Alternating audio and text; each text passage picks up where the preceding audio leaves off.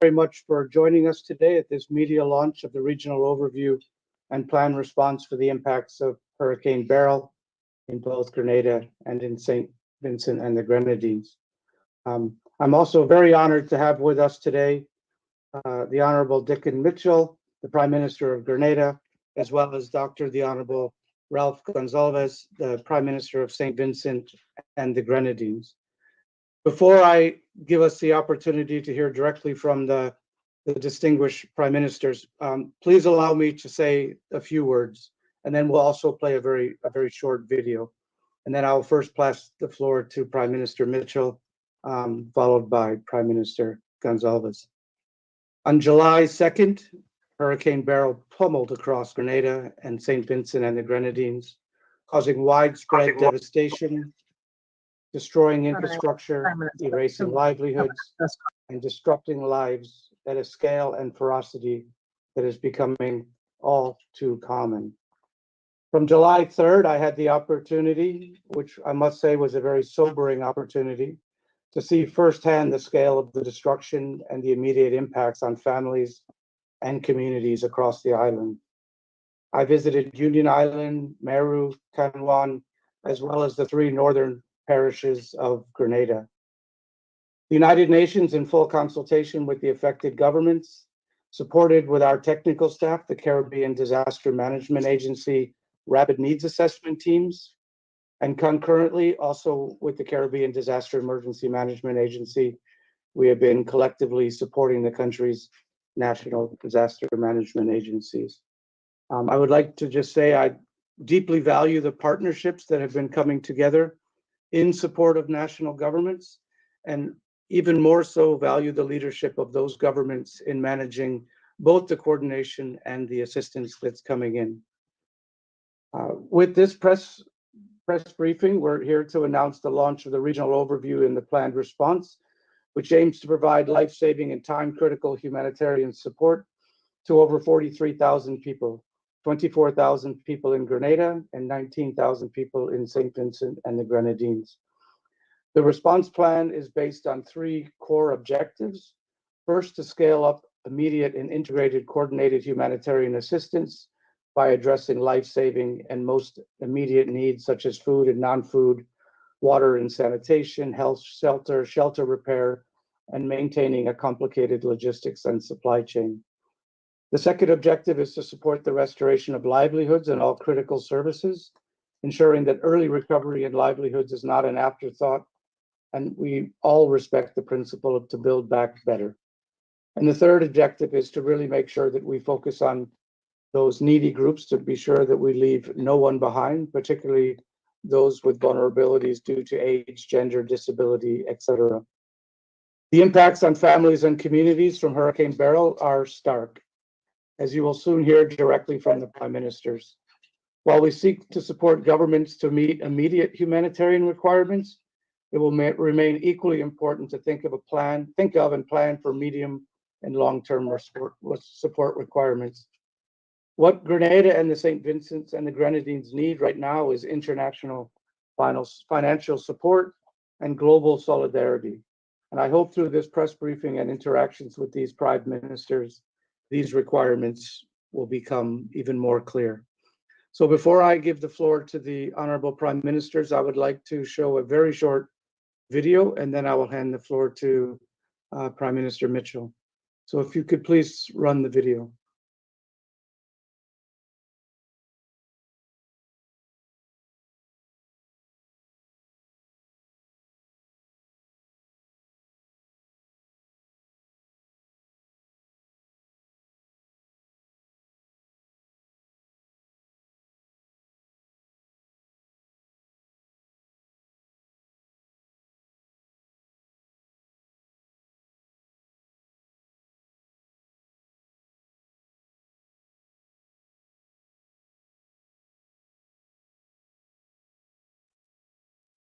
Please stand by.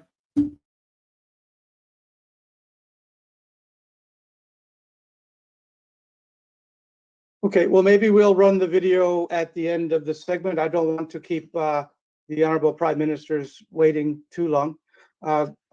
Prime Minister Mitchell, I'd like to now hand the floor to you to share your thoughts and impressions.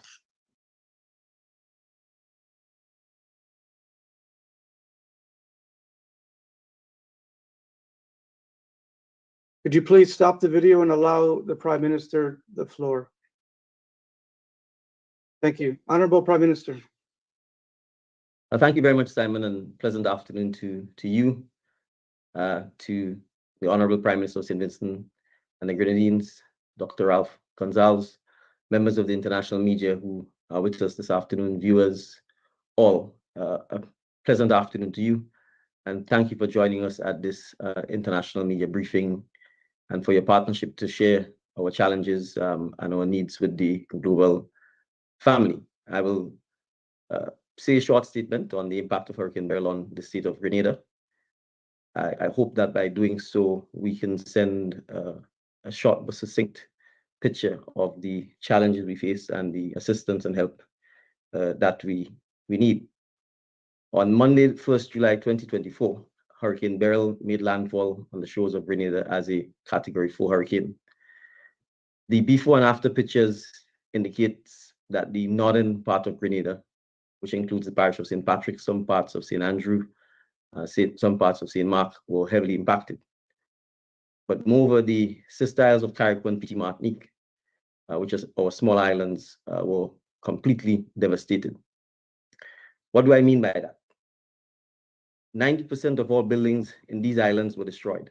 Homes, schools, commercial buildings, shops, the airport, port facilities, marinas, gas station, the hospital, health centers, community centers, the road infrastructure, the shoreline, the coastline. The economic sectors have ground to zero. Carriacou and Petit Martinique are fishing and agricultural communities. The boats, the engines, fishing equipment were all destroyed. Livestock affected badly and many animals have died. In summary, the agricultural sector, the fishing sector, the marine industry, businesses, tourism were all badly devastated by Hurricane Beryl. The damage is significant. The forests and foliage is gone. Our mangrove ecosystems were not spared at all.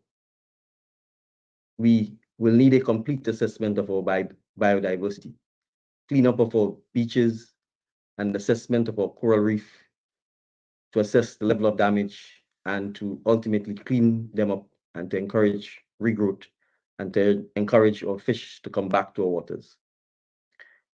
Relief actions are currently ongoing. We have several hundred persons who are in shelters, mostly in schools that are functioning as shelters. The clearing of roads to allow relief to get to our citizens who are in shelters and who are battering down on the remnants of their homes is ongoing. Attempts to restore public utilities have commenced, and our priority over the last week has been mostly in ensuring that we get relief to our citizens who badly need them in Carriacou and in Petit Martinique. The hurricane season in the Caribbean is from the 1st of June to the 30th of November. Hurricane Beryl is the first major hurricane of the season. Its build-up to a Category 4 was quick, and it affected many nations. Even as it tapered off as a Category 1, the devastation has been significant. We have 4 months left to go in this season. The prediction is not encouraging. Grenada, Carriacou and Petit Martinique, Saint Vincent and the Grenadines simply cannot afford another hurricane. Our islands are simply too vulnerable at this point. Even mere heavy rainfall will cause major disruptions in terms of flooding, landslides, and significant inconvenience to many of our citizens who are now homeless. We need significant capital investment for the cleanup and rebuilding of our communities. This is where the development conversation needs the input of our global family. Our ask in Grenada, Carriacou, and Petit Martinique, and the ask of Saint Vincent and the Grenadines, is that we need grant resources as our economies, our societies simply cannot afford more debt. The reality is that we need funds with a quick disbursement period post-hurricane.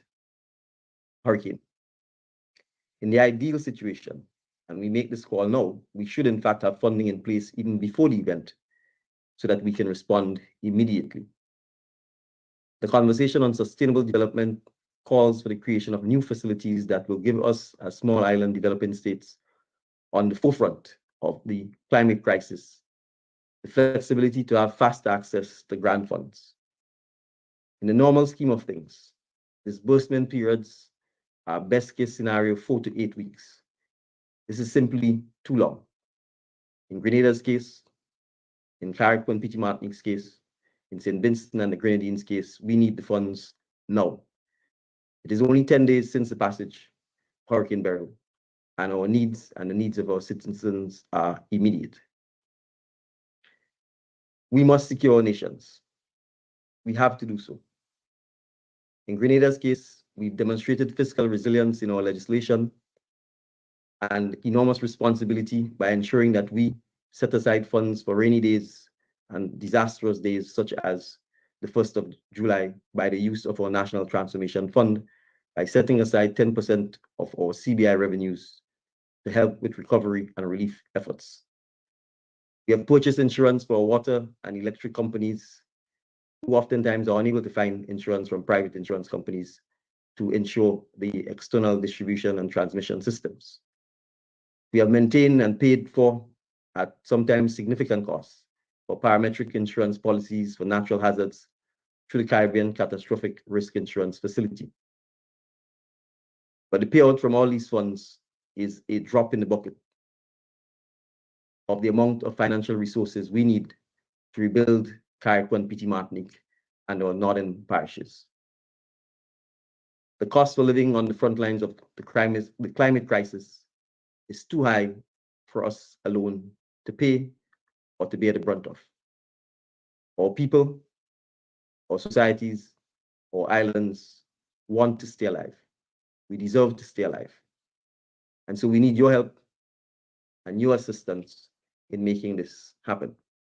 And so I'm happy to join you today to make this appeal for the funding that we so desperately need to ensure that we can respond and respond adequately, in the first instance, to the relief efforts to simply save the lives of our citizens and to give them basic dignity.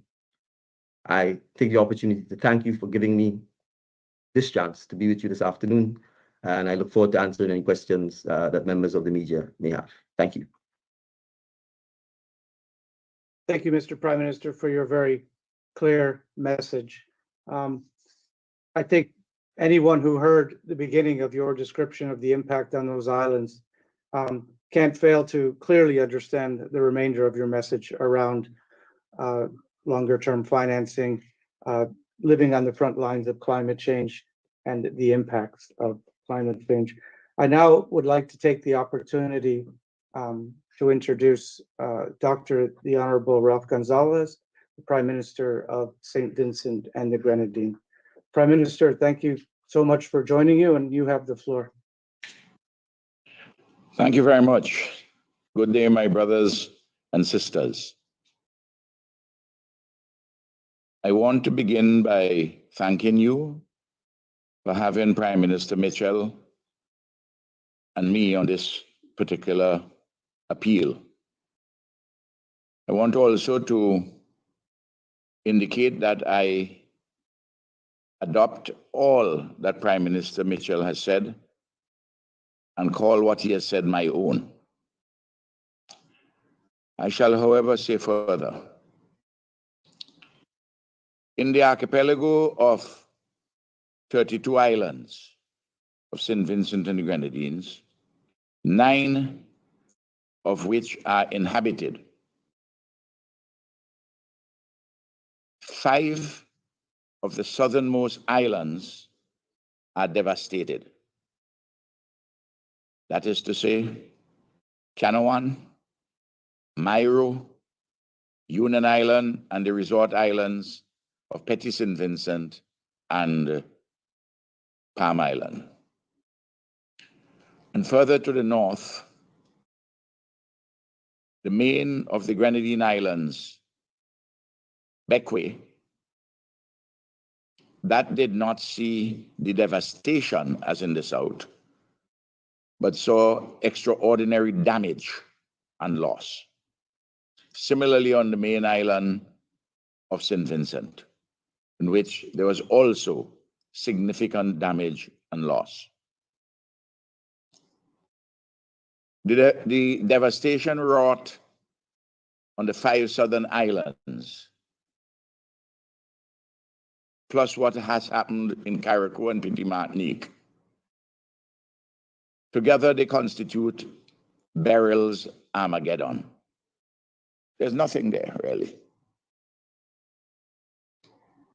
The housing, the public facilities of one kind or another, the shoreline, the fisheries, tourism infrastructure, they're basically no more. Across St. Vincent and the Grenadines, the faces of men, women, and children are strained and anxious. They are apprehensive of the future.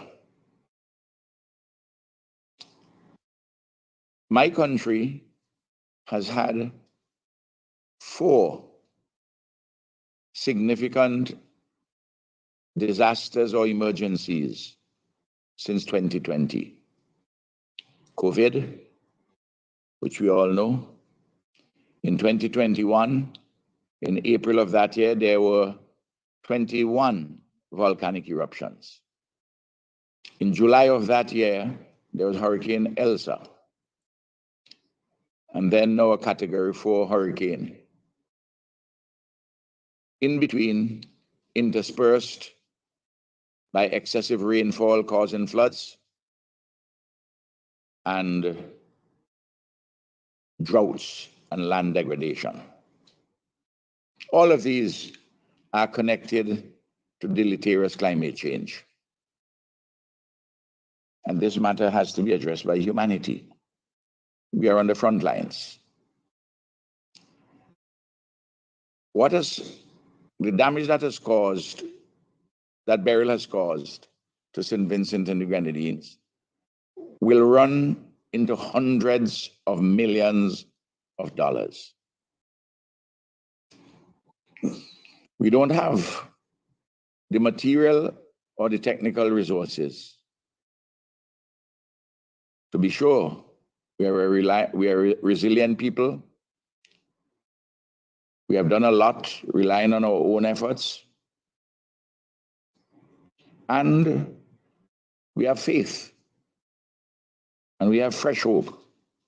And we are possessed of love. But we require the solidarity of our regional and international families. In the region, CARICOM has been organizing and advocating, and we're working together in the Caribbean community. And our friends and allies globally have come to our aid. But the truth is this, that the resources required are beyond what has been proffered thus far. We are grateful for whatever assistance we have received thus far, but this relief effort would require substantial resources because people are going to have to be kept with income support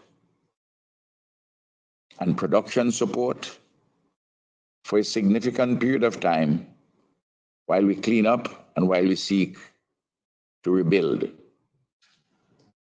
How is a country with very little fiscal space going to rebuild 2,500 houses as in the case of Saint Vincent and the Grenadines. Even a larger country, the larger economy will find that very problematic, much less to a country as small and fragile as ours. I think that in the current conversation taking place globally about climate change, I think that we are seeing what can happen in just a few hours. Entire islands, small islands, decimated. We have been talking about this. We had this in Dominica. We had this in Barbuda, part of Antigua and Barbuda. We have seen it in other parts of the world. But the major emitters are not listening as carefully as they should. And if they have been listening, they have not been summoning the requisite will, political will, to address the existential question of climate change. Is Grenada, Carriacou, Petit Martinique, and Saint Vincent and Grenadines today? It was Dominica yesterday. It was Barbuda the day before. We are going up a dung escalator where the pace of the dung escalator is faster and more dangerous than the escalator which is going up. We really need your help. It's as simple as that. If you have a sense of responsibility and humanity, and I believe you do have, I think you will assist. I don't want to go into all of the details because what Prime Minister Mitchell has said in relation to Grenada, you can say pretty much in the same in relation to Saint Vincent and the Grenadines. The question is, what are we going to do about it? Immediately, for the relief, for the recovery and the reconstruction. But the larger question, how are we going to address climate change? If we do not take this matter seriously and urgently and put the requisite resources to it and to alter the nature of the global political economy, humanity as we know it will not be there for our children, our grandchildren, and our great-grandchildren. This is a sobering moment. We have been managing our countries quite well, each of us doing a number of things consistent with our humanization and sustainable development. But we have been knocked over all the time by matters which are entirely out of our control and which we had nothing to do with, whether it's COVID or all these terrible hurricanes and storms. So please, under the aegis of the United Nations, and I'm very happy for all the work of my dear friend, His Excellency the Secretary General Antonio Guterres, and all of his team for the work they're doing, and heroic work too.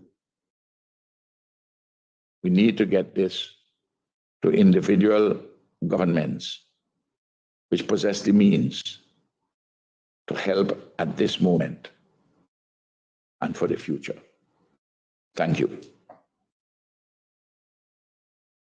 Thank you very much, Prime Minister, and thank you both for the descriptions to help everyone what has happened. I think for many it's probably hard to hear, and for many it's also equally as hard to really truly comprehend what has happened, not only on the immediate impact on peoples and families, but really what is required immediately to aid and support, as well as the long term.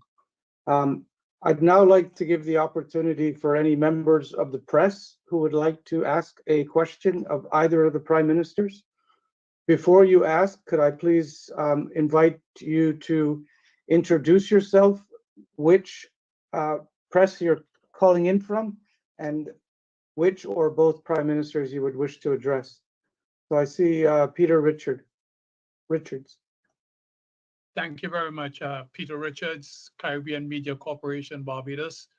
Good afternoon, Prime Ministers.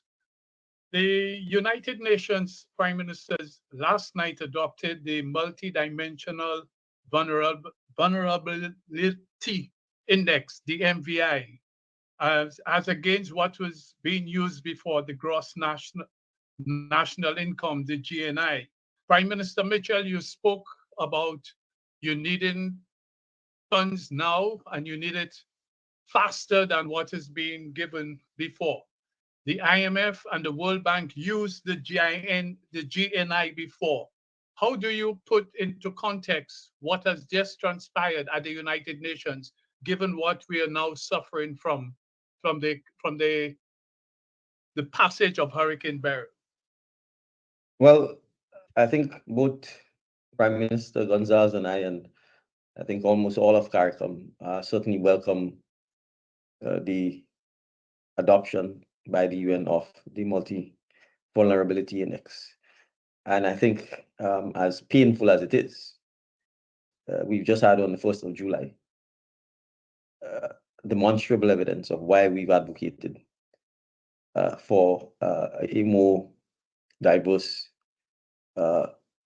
metrics for determining how financing should flow and the countries it should flow to, particularly on a concessional basis. Because if you simply use GNI, in many instances, you are punishing small island developing states for having eked out over many decades post-independence investments in education and infrastructure that has allowed some of their citizens to earn a higher income.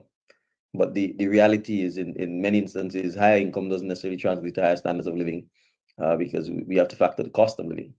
And the GNI doesn't actually factor the cost of living.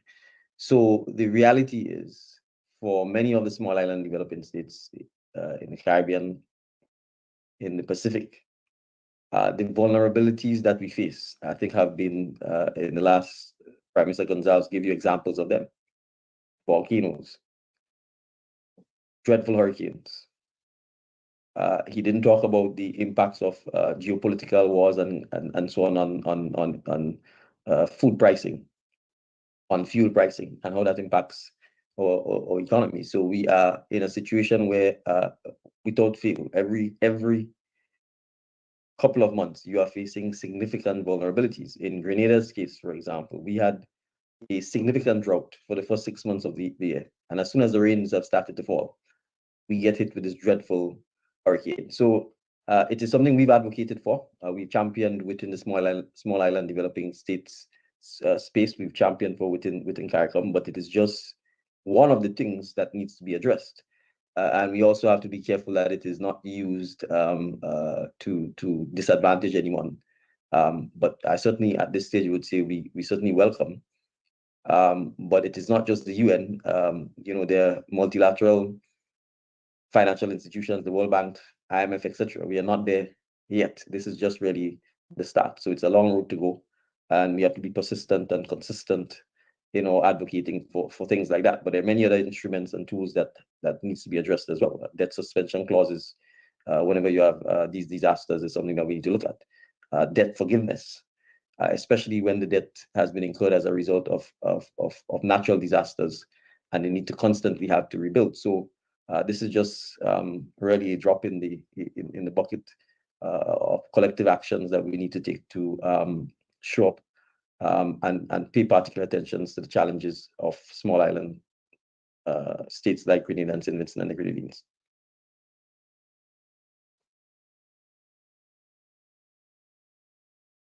Thank you, Prime Minister. Danica? Yes, good day. This is Danica Cotto, Caribbean correspondent for the Associated Press, and thank you for having this press conference. I have a question for both ministers. Are you able to provide an estimate of roughly how many people have been left homeless overall? And could you also describe the immediate needs on the ground? Do these needs still include food and water? Thank you. And the first part of the question, my dear sister, you ask about the debt toll? I'm asking about the number of people left homeless. Oh, homeless. Correct. Or I would in Saint Vincent and the Grenadines, the persons who would be homeless would be in excess of, well, in households, in about 3,500 households, and you're going to have, you multiply that by 3, you begin to get the numbers, which would be homeless. They're in shelters or in other people's homes, or in some cases under the stars, as in Union Island, and I suspect in Carriacou also, Dickon. And then you have persons who are in need, which is a larger number than those who are homeless. And then, of course, those who are affected, which is yet a larger number. Now, in the southern Grenadines alone, you have 2,500 houses as outside of the resort areas. And they're all gone, except for 1 or 2 in between. And then in Bequia and on mainland Saint Vincent. It's horrendous. I'm telling you, when I use the word from the book of Revelation, Armageddon, in the southern Grenadines, it's truthfully so. You should come and look at it, or look at the images.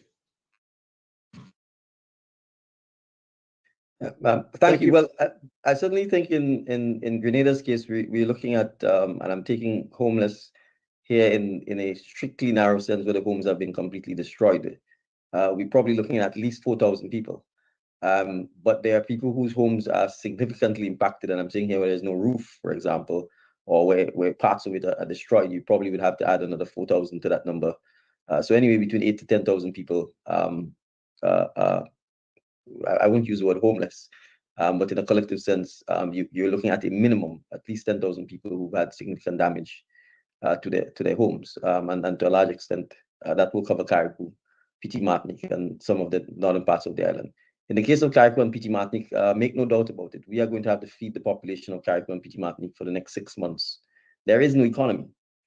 The pictures don't tell you the words. If you go on the island, there is absolutely no vegetation. Everything has been destroyed. So even the animals which are there are dying because there's no grass for them to graze. There's no animal feed. There's no fuel. We've had to bring fuel onto the island. So you're talking the basic amenities are not there. So food, water, shelter, obviously, hygiene kits, sanitary kits. All of this is going to have to be sustained for a prolonged period in the next several months. Dr. Gonzalez talked about the fact that these are islands, and you have to appreciate that in the best of times, it means you have to bring things onto the islands to sustain life. And in the circumstances with the sort of disruption you have to airports and to the marinas and the seaports, it's even worse. So you now have to have barges that carry everything onto the island, and then you still have to find the appropriate storage to be able to store them, and you're doing so in circumstances with very limited power or energy. So we certainly anticipate in all of these islands that we are going to have to feed the population, certainly for the next 6 months before they're in a position to begin to actually start feeding themselves, because to a large extent, the economic activity is going to simply be cleaning up the islands for the most part and seeking to do restorative work to whatever buildings that could be restored. Many of the buildings that are standing are probably going to have to be demolished because of the structural damage that has been done, even if you may see them standing. If I may add one thing, which may give you graphically some of the issues which we have to grapple with. On Union Island, we have 450 primary and secondary school students. School resumes in September. There is no way you can have school on Union Island by September. So we have to repurpose buildings on St. Vincent. We have to bring the children here. We have to bring their teachers here. We have to bring their families here. We have to, and a school year is 10 months. We have to keep them here on St. Vincent for a period of 10 months. We have to house them. We have to put them in guest houses. We have to feed them. We have to provide transportation. We have to provide income support. I just give you that alone in relation to students out of Union Island. I'm sure Dickon has a similar problem in Carriacou and Petit Martinique. Now, it's a large amount of money which is going to be required to effect this exercise.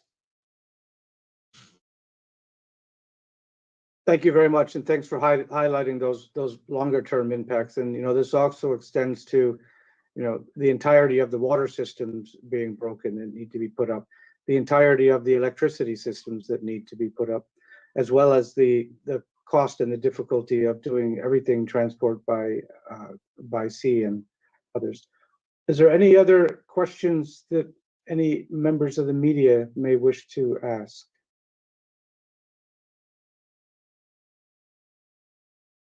I don't see any members of the media who would like to ask a question. Are there any members from the development partners or member states who may wish to ask a question?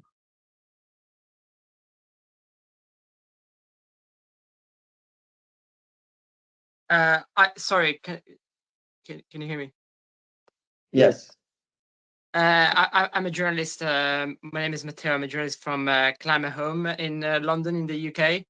If I may ask, I don't know. I just joined the call now. I don't know if this was discussed or asked before, but I'm quite interested in knowing about the debt suspension that Grenada asked for. If the Prime Minister could talk about that and what impact that is expected to have, and if that's been accepted already. All right, so we have not yet made the formal request to trigger the debt suspension clauses that we have in some of our financial instruments. You have to appreciate that the debt suspension doesn't actually reduce the debt. It simply means for a 24-month period, you don't pay, and it gives you some liquidity in that instead of paying the debt, you can use that liquidity to help with the relief and rebuilding effort. But it's simply added to the back end of the loan. It is a useful instrument because, of course, we're here making an appeal for financing, and particularly grant financing to help us with what we are facing. But we also are pragmatic and realistic, because if we do not raise sufficient funds via this means, we can't tell our people, well, we're paying debt, and so we can't provide with water or electricity or shelter. And so we would have to, if it comes to that, actually trigger the clause and take care of the needs of our citizens. And that is the reason, in a sense, primarily why we, after Hurricane Ivan and throughout the several years after, have put this and insisted that it be placed within our debt instruments. And it's a precondition for us. We actually will not borrow if a lender is not prepared to accept that as one of our fundamental conditions. But for the obvious reality, the reality is we do not control the hurricanes. They are becoming stronger. They're developing faster, and as you can see, they're starting earlier. And so we have to be pragmatic and say, if we're faced with this reality, we want to be able to take care of our people in the immediate aftermath of this, rather than paying debt.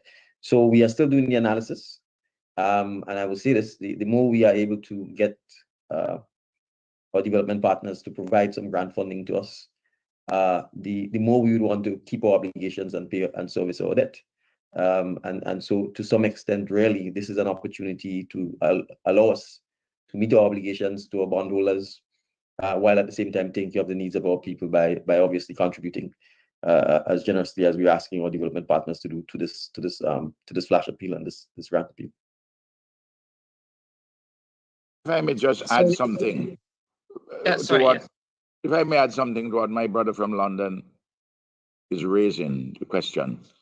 And You know, there are lots of narrow technical areas in which you can do this or that, but they don't add significantly to the resources what you require, what the circumstances demand, what we have before us.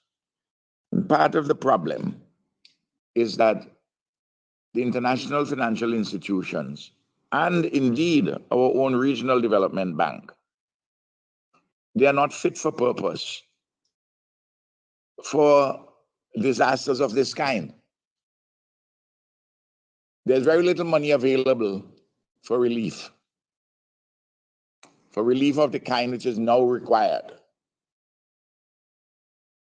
And then when you're going to do the recovery and the reconstruction, you're dealing with programs and all the rules with every single thing. The length of time they're going to take. Well, I'm still right now from development, from financial institutions globally and from the region. I am still carrying out programs from the 2013 natural disaster. That's 11 years ago, my brother. So I give you an indication as to how problematic this issue is. Thank you, Prime Minister. Thank you. There was a question in the chat where you were describing the regional solidarity, and there was questions about how is CARICOM supported, and neighboring countries. Well, I can take this by saying, to be honest, I think it's really CARICOM that has been there for us. In Grenada, we have a saying called boots on the ground, and it's really CARICOM that has provided the boots on the ground. In the case of Grenada, we have the RSS security system providing us with support in security from the islands of Antigua, Barbados. We have the Guyana Defense Force who are here providing logistical engineering and security support. Pretty much all of the aid that we have received have been certainly from immediately from our Caribbean neighbors, from Venezuela in the south, Guyana, Trinidad and Tobago, throughout the north, whether it's cash pledges, whether it's materials. Obviously, we have several NGOs that are doing tremendous relief, and we appreciate that some of our international partners channel their relief through whether it's the French Red Cross, Chinese Red Cross, American Red Cross, the Red Cross in general, whether it's Samaritan's Purse, World Food Program, etc., etc. So yes, I would certainly say that the international partners who carry out humanitarian and relief have been there and have been on the ground with rapidity, and that has helped a lot in treating with the humanitarian crisis. We've had some financial contributions in which we are very appreciative of, but as Dr. Gonzalez has said, in small amounts, we appreciate it nonetheless. But it's CARICOM has done its part and is doing its part in supporting the efforts in all aspects, from bringing attention to this matter, from advocating on our behalf, and from providing a lot of the relief and the logistical support that we have received throughout the region, and that is ongoing. We had, for example, in Grenada, Prime Minister Springett, Prime Minister Drew, Prime Minister Philip Pierre from St. Lucia visiting CARICOM yesterday. I think we're planning to do Union Island and Mairo and so on Tuesday. So the support from, in fact, when I come off this call, I'm speaking with the Premier of the Cayman Islands to discuss how they can assist. So CARICOM has absolutely been there for us, both in terms of solidarity, material and financial assistance, and bringing attention and advocacy to this issue. Thank you. I think we can take a few more questions. We don't want to take too much of the Prime Minister's time. I think Peter already spoke. So, Sophia Samantaro. Hi, yes, thank you. Good afternoon. I'm Sophia Samantaroy with Health Policy Watch, based in Washington, D.C. We just had a question about the state of healthcare centers in your respective nations. What kind of need is there within the health sector? Thank you. Well, we are working, there's a significant need. Just like in Carriacou and Petit Martinique, we have our hospital in Union Island is inoperable. Our health clinic in Mairo similarly, and in Canawan. And we have had to deploy other personnel and resources to try and hold things together. We are getting some support through the Pan American Health Organization, and I know that the WHO is working with our people. I'll have to take down by the weekend in Union Island a field hospital to see what we can set up there. And you have to do these makeshift things until you really restore fully your facilities. But of great immediacy are public health challenges. I mean, people without houses and without the water supply. You have water and sanitation and public health issues. You don't require an imagination to countenance that. So that's something which is very immediate. UN agencies are trying to help us with that, but basically we are on our own, and we have to be very careful that we don't have outbreaks of diseases arising from these public health considerations. It's a fact of life. When an island is blown away, when everything on it is blown away. There's just one aspect of that I would also like to add, which is many of our populations regrettably suffer from high rates of diabetes, hypertension, and so on. And so in a sense, even in terms of relief supplies, assistance in, I would use the word diabetic food, and so on would also help us, because part of the challenge is that given the stresses that people are under, given the challenges with the elements, and given the extremely hot climate that we're facing as well, there is the risk that you will have some of those challenges being exacerbated during that time. We've, for example, in Carriacou, evacuated some of our senior homes that existed on the island in its entirety, because we simply could not deal with what we felt would be a potential catastrophe because of the lack of medical supplies. We do have a field hospital that has been established in Carriacou, but as Prime Minister of Saint Vincent indicated, paying attention to the public health risk is significant, because you've got a lot of dead animals. How people are disposing of garbage and so on in the immediate aftermath is an issue. We've had to dig pits and burn stuff, which we prefer not to do, but at this stage we really don't even have a choice. There's one additional matter to what Dickon has said, and to answer my sister. We have a great need for support, and we're trying to get that through CDEMA and the UN agencies. We need additional psychosocial support, because as Dickon mentioned, the people are under stress, real stress. It's not easy. Thank you, Prime Minister, for highlighting the necessity of also psychosocial support. It's not only material goods and services, it's really about individual and family well-being as well. I see the next one in line is Dr. Kellen.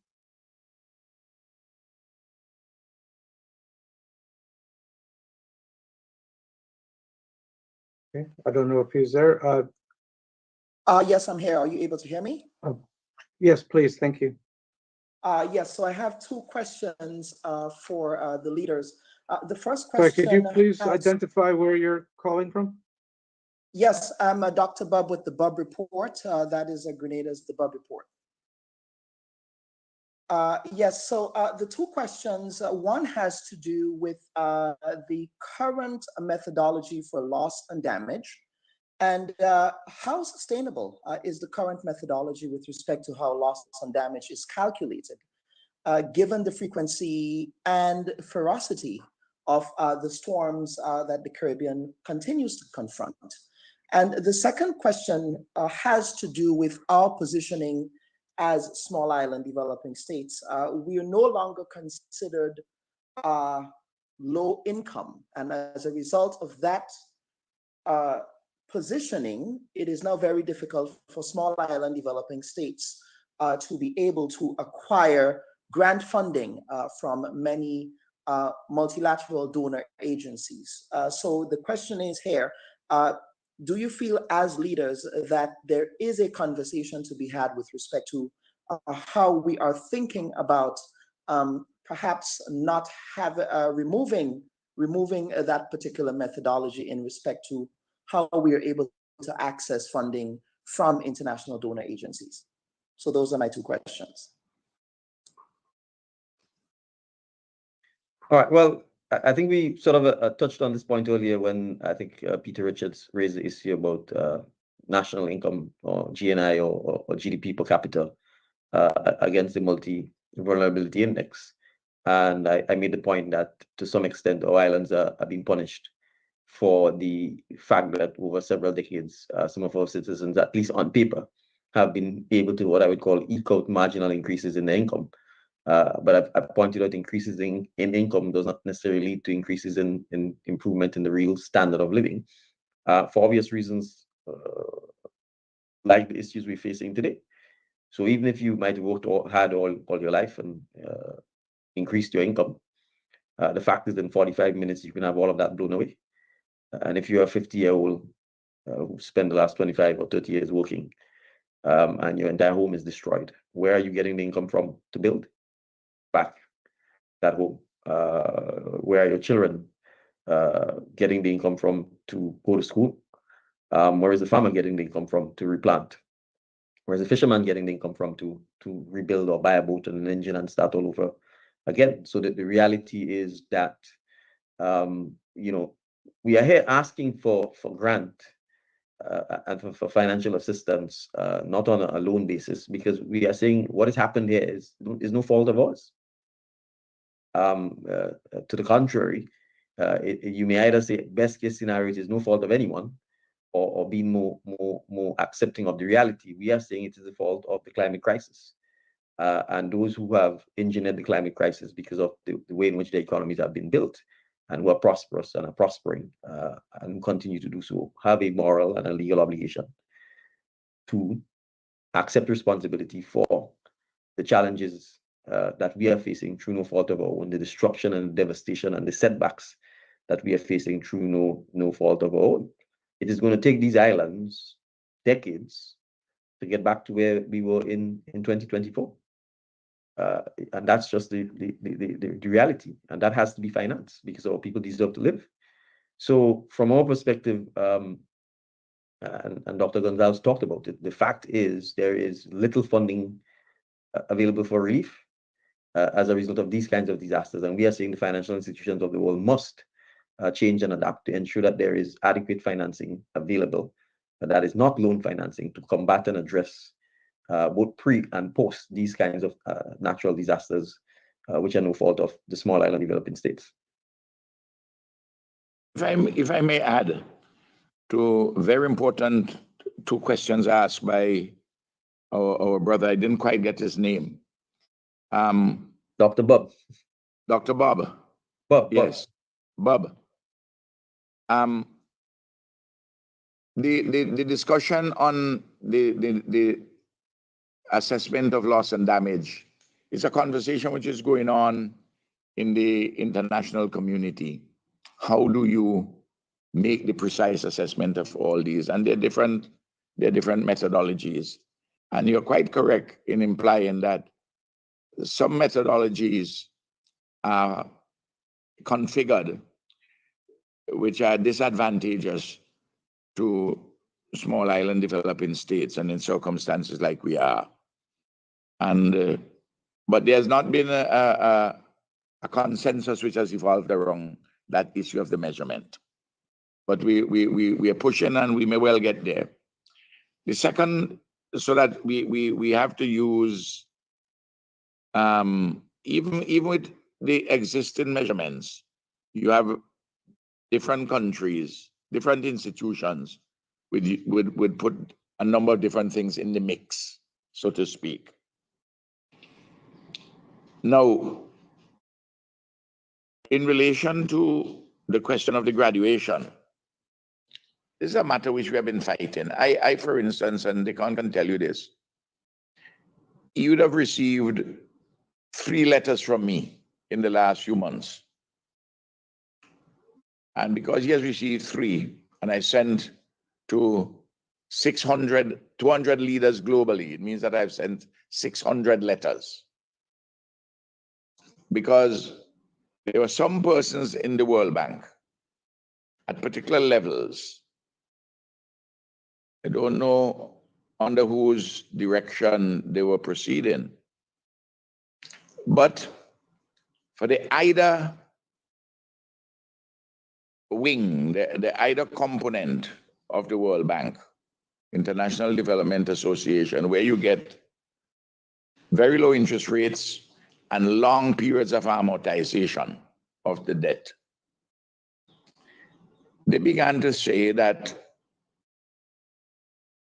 they put forward the proposition that the amount of money available for IDA, that they must begin to focus more on what they consider to be the very poor in other parts of the world, and to increase the interest payments required on loans for countries.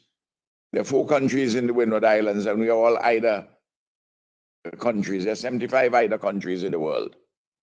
There's Grenada and Dominica, Saint Vincent, Grenadines, and Saint Lucia. To increase the extent of the interest payments and to shorten the period for the amortization of the loan. And what the cruel and I consider immoral proposal is that you're pitting the most vulnerable, which includes countries like Grenada and Saint Vincent and Grenadines, and we now see it, against the poorest. And the answer really is to put more money in the kitty. But the major emitters of greenhouse gases don't want to put more money inside of the kitty. So the size of the existing kitty, they want to divide it in a way so that because the per capita income, GDP of Grenada and Saint Vincent and Grenadines is 8,000 or more US dollars I'm talking about. They want to make things more difficult for you. Fortunately, the campaign which we have been carrying out on this, I've received a number of letters from major countries in the world which suggest to me that they would not go along with that proposal by some persons inside of the World Bank. But the jury is still out in it, because the conclusion is not yet upon us until perhaps the end of the year. But that's something which you have to fight, my brother. It's an ongoing struggle, you know. It's not easy. And this disaster is making it more difficult. And I'm talking to you in a very practical and straightforward manner. Now, let me say straight away, I'm not making any comments in relation to any particular individual in the World Bank of a negative type. This is not a personal matter. This is purely looking at the issue objectively and defending the interests of the most vulnerable. And it is cruel and immoral to pit the most vulnerable against the poor. That's not the way. That's the way we're going with humanity. I'm sure if you walk down the streets in London, New York, or Paris, people who say you mustn't do that. Ordinary people know instinctively that is wrong.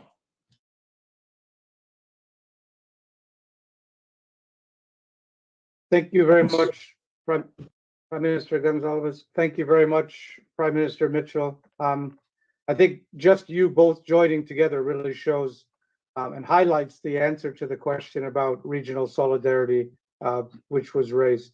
And I do appreciate you both coming together on this. This press conference really is going to highlight the continued support for immediate needs. These immediate needs aren't going away, but I think as the conversation continued, it is very, very clear and relevant that the medium and longer term reconstruction efforts are going to be both complicated and very expensive, including the economic recovery, the social recovery, and the environmental recovery. I hope that I can convey on behalf of everyone attending this call, we stand in solidarity with the citizens and the people of your country. We are all deeply shocked and saddened by what has happened, and we do hope that through working with the technical teams in your governments, as well as directly through you, we can find and implement and support based on the results of this appeal and future ones. I know you gave 1 hour of your time to this, and I think it was a very valuable 1 hour spent, and I do appreciate your time and effort. And with this, I would like to end the conference, and I do apologize for any. Would you permit me to thank? Would you permit me to? Of course, yes. Thank If you. Prime Minister, if you would have any former. No. I want to yes. thank you on behalf of Dickon and myself for your own personal efforts, and to thank the distinguished Secretary General of the United Nations and everyone at the office of the Secretary General and all the agencies of the United Nations for your tremendous work. Thank you very much. Thank you. Thank you very much, Prime Minister. That's very kind. Thank you. There you have it. Press conference put on by the United Nations in assistance to try and help the people of Saint Vincent and the Grenadines and Grenada. It is very, you look into it, you haven't seen the Prime Minister of Jamaica in these conferences.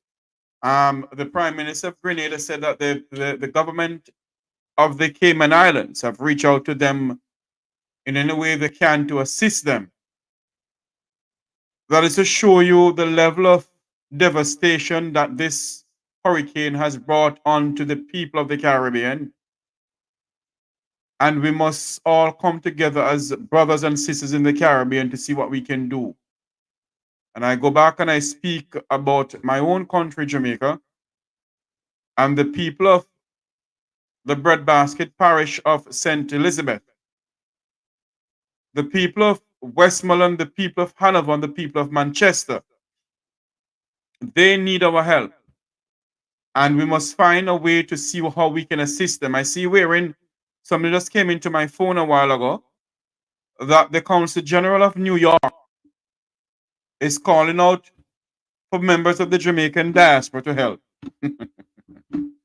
The same Consul General who turned her back on the Jamaican people when they came to New York to protest against the level of corruption in Jamaica.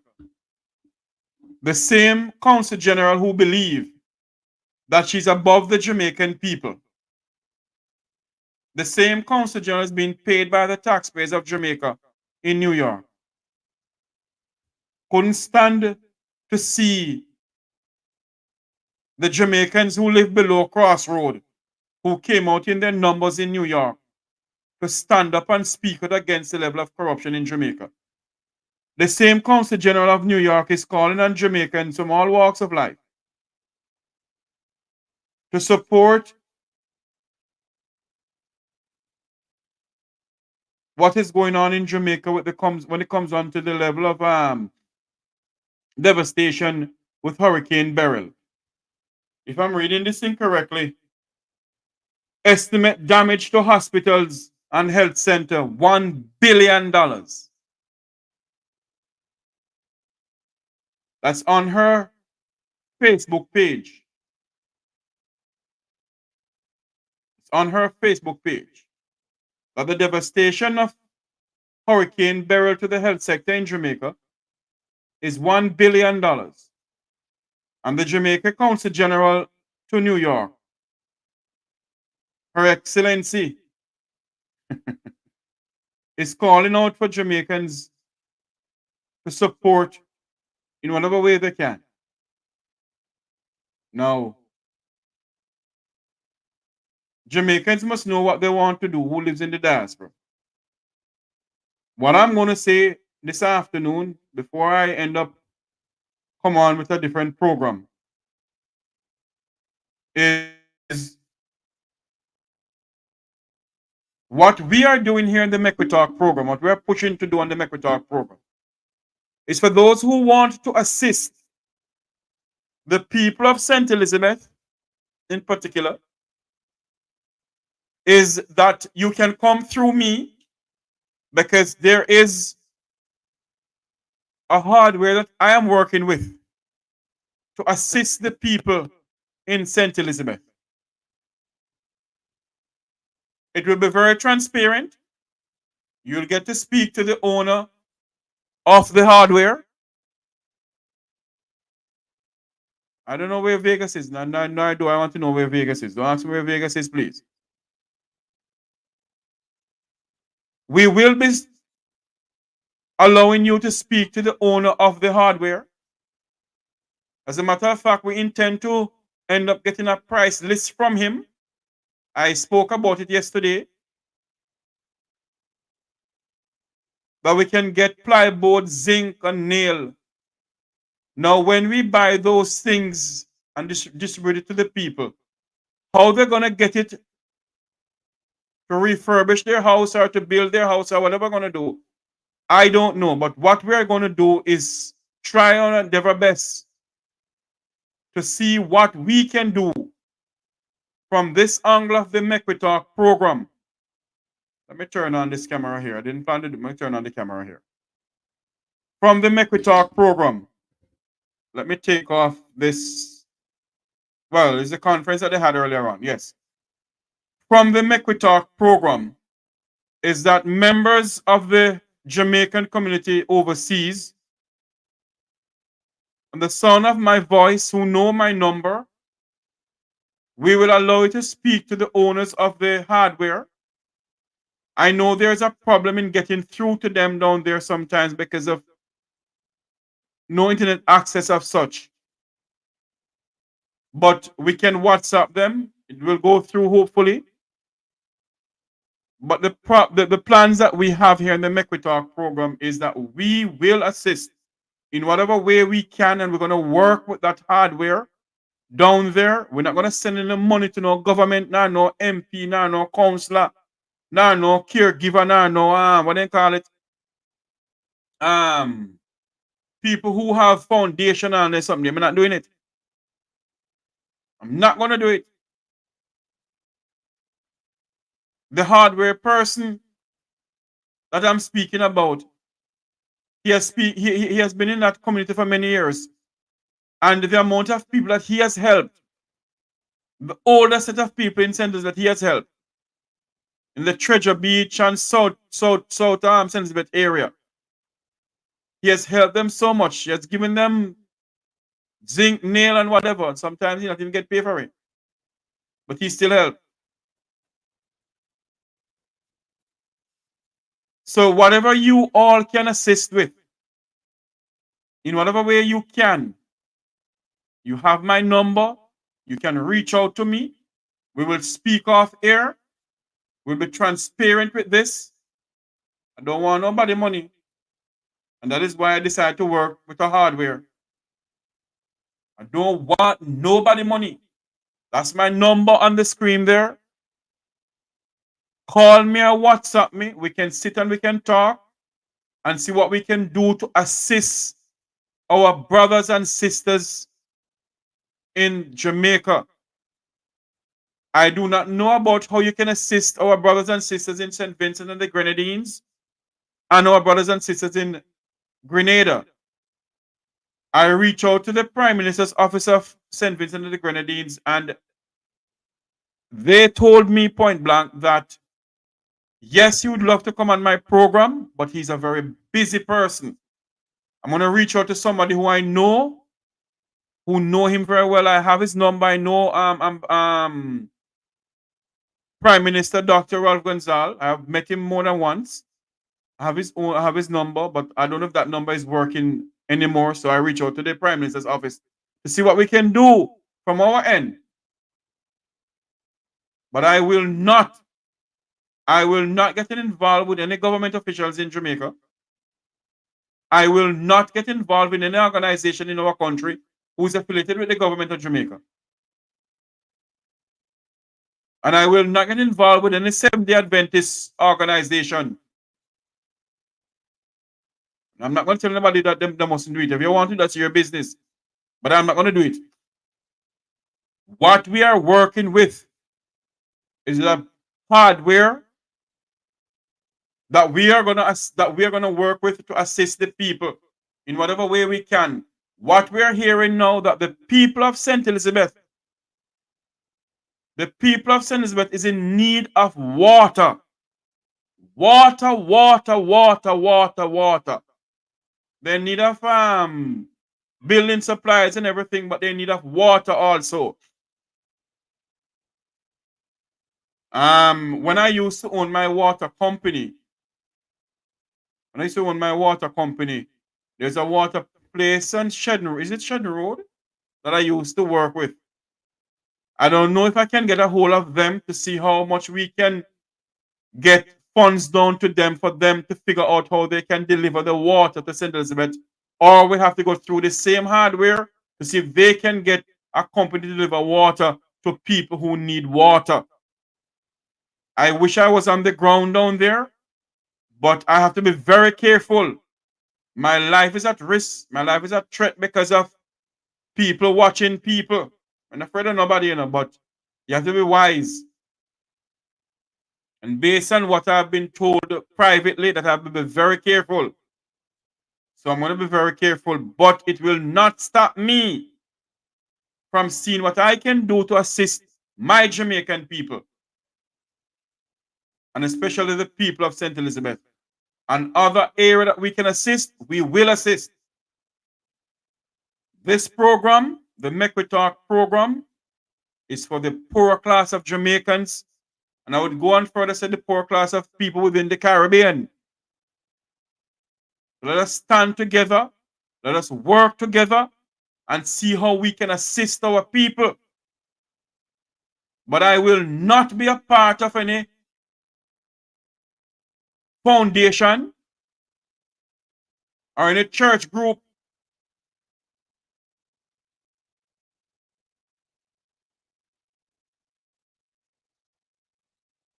I will not be a part of that. And as I said before, this will be a transparent thing. I don't want nobody money. I don't want anybody money. That is why I decide to work with a hardware down there. And I don't want any money. Everything that will be spent there will be a receipt. You can also call hardwares in Jamaica and find out the prices of plyboard and zinc and nail. I work for what I want. I don't want anybody money. It's hard for you to work and give your money and it gone to something else. No. So that's what I'm going to say to you all this morning. I'll be back on in a couple, maybe an hour or so, with another exciting program. But I had also take this conference that was broadcast live from it was put on by the United Nations with the two prime ministers, one of Grenada and one of Saint Vincent and the Grenadines. And I have utmost respect for Prime Minister Dr. Mitchell and especially Prime Minister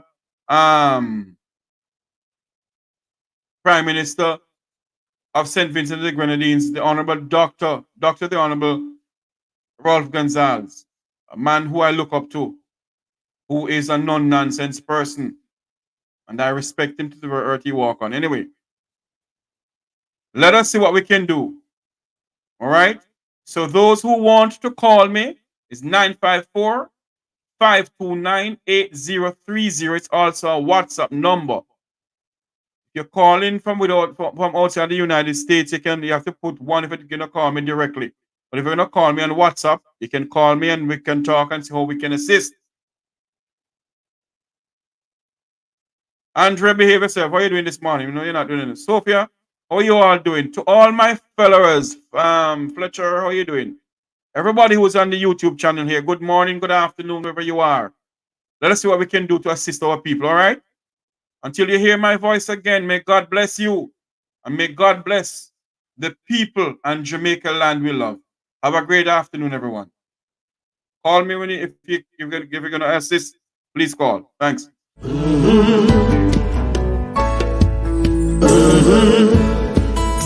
When the game gets rough and this life just seems so tough, make we talk, my people, make we talk. When this town becomes an ugly place, don't let it erase the smile from your face. Make we talk, people, make we talk. Conversation is the key, a guiding light for you and me. Spark a talk and you will see. Conflict solver A to Z. World leaders master the art of self-defense just by talk. So people, make we talk. Hey, we're living in a world that on ourselves we must depend. Make we talk.